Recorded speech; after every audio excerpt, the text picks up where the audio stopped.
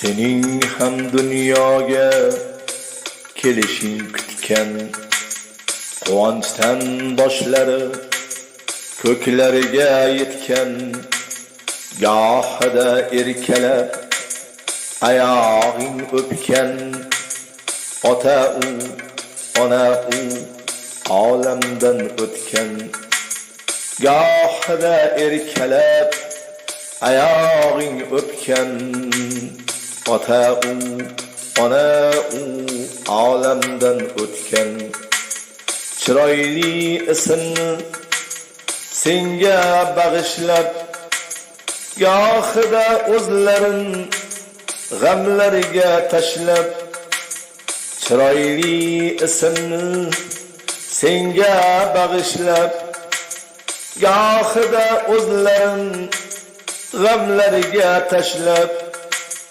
farzandin kamolin ko'rmoqni ko'zlab farzandin kamolin ko'rmoqni ko'zlab ota u ona u olamdan o'tgan ot bo'lib beliga mindirgan edi gohida sen uchun kishnagan edi ot bo'lib beliga mindirgan edi gohida sen uchun kishnagan edi onangchi boshingda parvona edi ota u ona u olamdan o'tgan onangchi boshingda parvona edi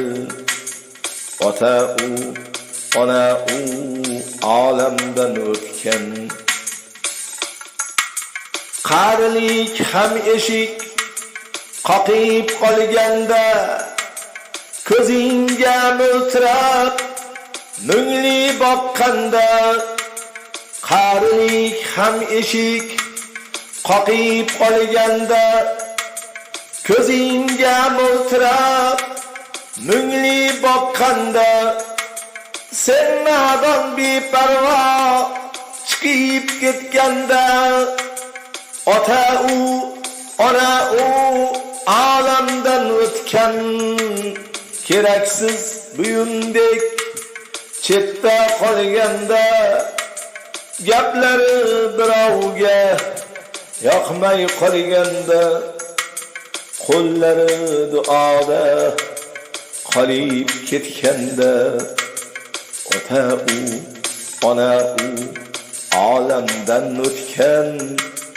qo'llari duoda qolib ketganda ota u ona u olamdan o'tgan ortidan kim o'zar ehson qilasan bilmadim bu bilan kimga yoqasan ortidan kim o'zar ehson qilasan bilmadim bu bilan kimga yoqasan pulingga duoni sotib olasan ota u ona u olamdan o'tgan pulingga duoni sotib olasan ota u ona u olamdan o'tgan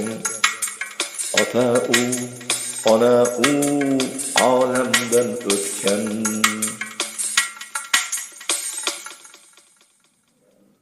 assalomu alaykum shoirlar sultoni Ali Qambar aka sog'monmisiz? Judayam bir go'zal yozg'ich yozibsiz.